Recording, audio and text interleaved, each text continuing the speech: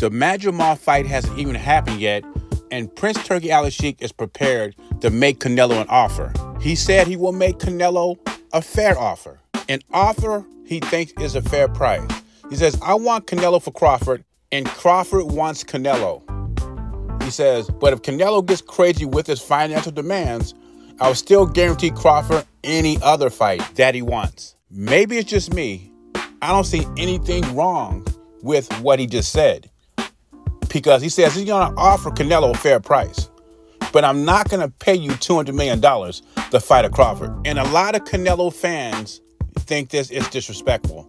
I don't see nothing disrespectful about it. He's just letting Canelo know up front, I'm not going to pay no outrageous money for you to fight Terence Crawford, which meaning he's not going to pay Canelo $200 million to fight David Benavidez, which was just a number Canelo threw out there, and the boxing fans ran away with it. Benavidez fans ran with it. Canelo fans ran with it. Content creators like myself ran with it. And boxing fans, especially on YouTube, pocket watch too much. They will say something like, well, Joshua's making $200 million. Fury's making $200 million. How do you know what these guys are making? Just because you see it from some boxing article or some YouTube channel, that doesn't mean it's right. So Prince Turki Alalshikh said he's prepared to offer Canelo a fair price.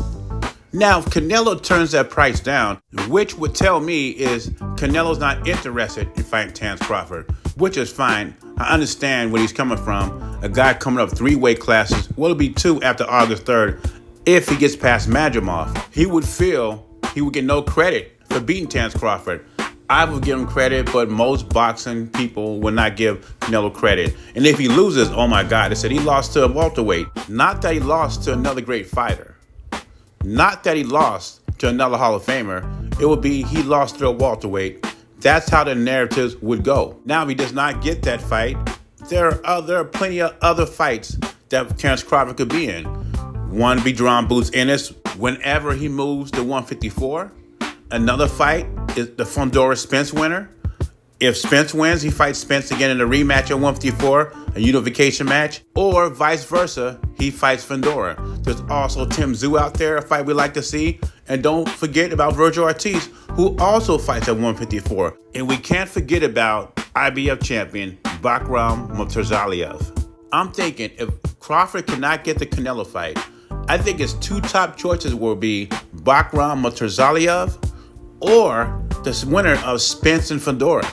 If you cannot get the Canelo fight, the goal is to be undisputed in 3 different weight classes, 3-time undisputed.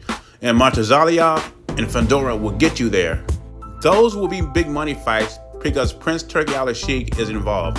And Prince Turki Alalshikh says whatever fight Crawford wants, he will do. Another exciting fights that we would like to see as fans is him fighting Tim Tszyu and Virgil Ortiz.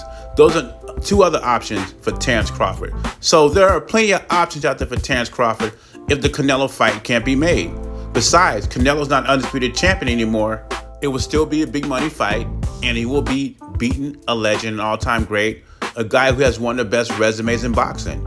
But being undisputed for the 3rd time was on his list as well. I wonder what Canelo's response is going to be to Prince Turki Alalshikh's tweet. That's going to be very interesting. You know how Canelo is when he thinks he's being disrespected. And some of these Canelo fans think Prince Turki Alalshikh disrespected Canelo. I don't see it that way, but that's how they see it. But anyway, leave your thoughts or comments below.